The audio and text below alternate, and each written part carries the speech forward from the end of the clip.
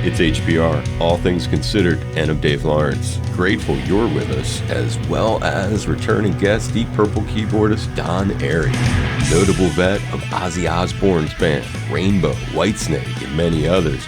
And with a new solo album we're taking a listen to, Push to the Edge.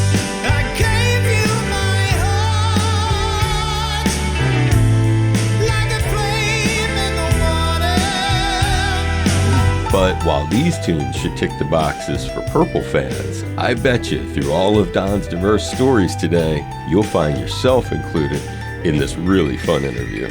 How you doing, Dave? What's up, bud? When were you doing that Purple cover record that had the killer Little Feat and the Allman Brothers and stuff? 2021, I think. That's when you were last on. All right, we talked before. Plus, I met you a long time ago at Radio City Music Hall. It was a great show. I was interviewing Ian Gillan up in his dressing room where you had to take the elevator with the little guys with the suits who operate the little levers, if you remember. Oh, yeah. And again, it's Don Airey, and he's talking about Push to the Edge, his new solo record. One of the singles on there, too, Moon Rising, has your really classic organ sound. Now, how big is the piece of equipment? Well, the organ itself is quite a heavy piece of kit. You know, it's 200 pounds. Okay. And then I have two rotating speakers, two Leslie cabinets. They're in a separate room. Then I have a Marshall. I was using a Marshall 100-watt amp with a 4x12 speaker. What kind of keyboard? Well, the Hammond is an A100. I've got four of them, I think. And they all date from the early 60s. But the thing about A100s is they're just the same as a B3, except they were built for the home market. It was 10 years ago, Don. We had Booker T. Jones. He did a show in our studio, holds about 100 people. For about an hour before it, it was just me and him.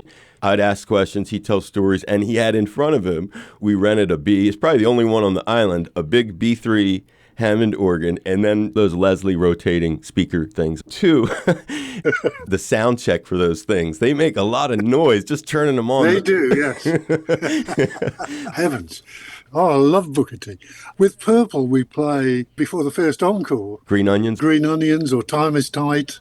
He's a wonderful player. You ever meet him? No. I've met the guitar player from Booker T. Oh, Steve Cropper. Steve Cropper. And when I met him, I got down on all fours and bowed down before him. And that's a great lead into your background. HPR has two stations, and one of them is all classical. Hawaii Public Radio started because of these guys who wanted a classical music station on 24 hours a day in Hawaii. They invented it, and then eventually they made the second stream, which is what you're on, that has the talk. And I listened to like Flame in the Water. Draw the connection of your playing on this song, Flame in the Water, and the huge, I'm thinking profound influence of your father, Norman. Oh, right.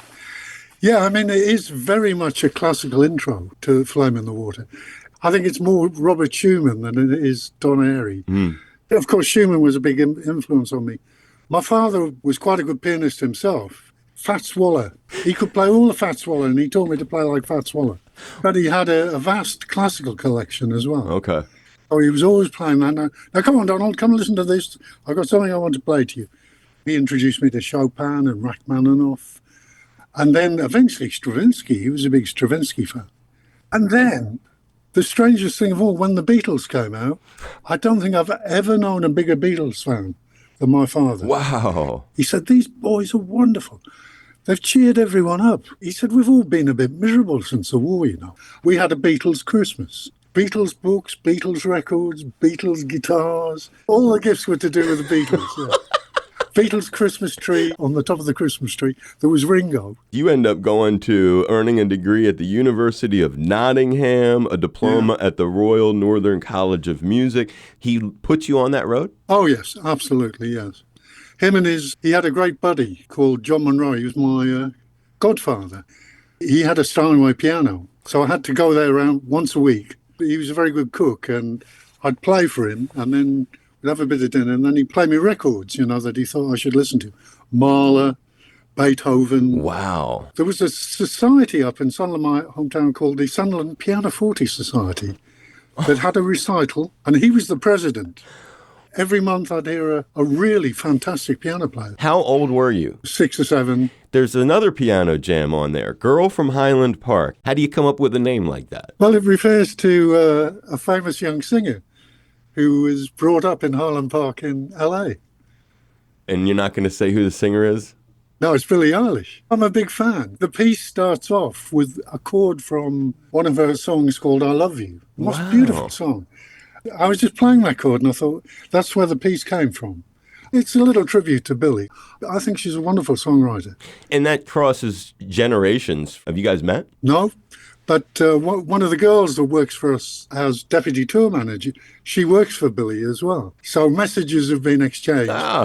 On your pop, one other thing.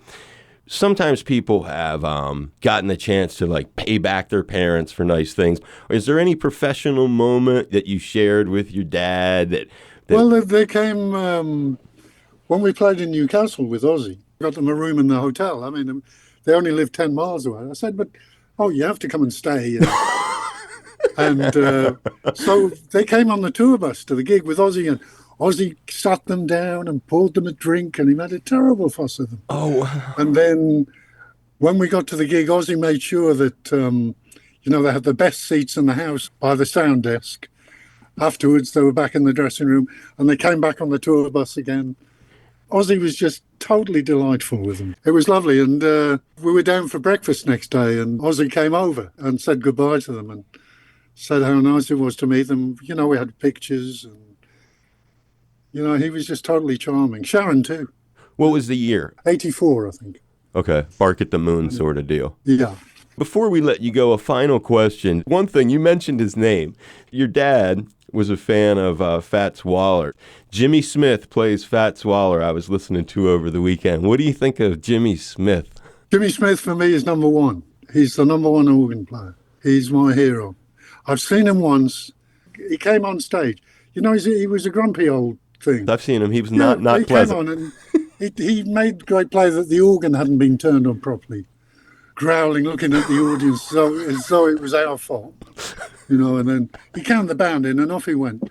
After 10 seconds, I said to myself, sell my clothes, I've gone to heaven. He had two Leslies. He was so loud and his playing was it was remarkable. He was a remarkable musician. I got a funny story about it. Tell me. The first Jimmy Smith record I bought was Walk on the Wild Side. Oliver Nelson's big band plays the first 2 minutes 20. And it was on a 45, so I played this thing right through, and it's just there's no organ. It must be a mispressing. And about 5 weeks in, my dad said to me, flip it over. You haven't listened to the other side. We turned it over. Jimmy comes in, and it just blew my mind. But I never had a cover for it. I bought it in a second-hand shop. Anyway, I saw on the internet, Jimmy Smith, Walk on the Wild Side, cover only. For sale for £1. I bought it on eBay, and it arrived at the house, and it's the cover. And I got the record, and when I looked at the cover, I said to my wife, God, Jimmy's looking at me real funny. He was staring at me, and I said, God, this is really, really strange moment for me. And the guy who services my Hammond texted me, said, Jimmy Smith just died. It was the weirdest thing. Oh, my gosh. Yeah, the very moment that I got a cover for my favorite record ever. And you thought he was looking at you real funny, too, which felt... Yeah, I did, yeah. That's so funny you mentioned that, because I know throughout your life you get peppered with questions that you must have heard a bazillion times, especially because you were there when the great guitarist Randy Rhoads passed away in a horrible plane crash. But the flip side about that is, I've never heard you say anything like this. So any time that you got to spend in Randy's presence hanging out where he had a record out, a cassette. Yeah, he turned me on to that record by Pat Metheny, As Falls Wichita, So Falls Wichita Falls. Wow. He loved that, and he could play quite a lot of it, and we used to listen to it. What's that chord there? And I'd kind of work out what it was, and little bits and pieces. And we'd do some of it in soundcheck. But his other one, I'd never heard of them, but the French sisters who play piano duets, Marie-Laure and Patti LeBecq, he was a big fan of them. And Randy was into this. And, hey, man, have you heard this? Record or cassette, or you remember? I had it on cassette, and he had a big boombox, and it was a great time, yeah. And just a great time here today with a wide range of storytelling from Deep Purple keyboardist Don Airey, new solo record, Push to the Edge. We'll hear some now. Did you have fun today? Was this okay? Yeah, it's great. Very nice talking to you, Dave. I appreciate it. Okay, all the very best.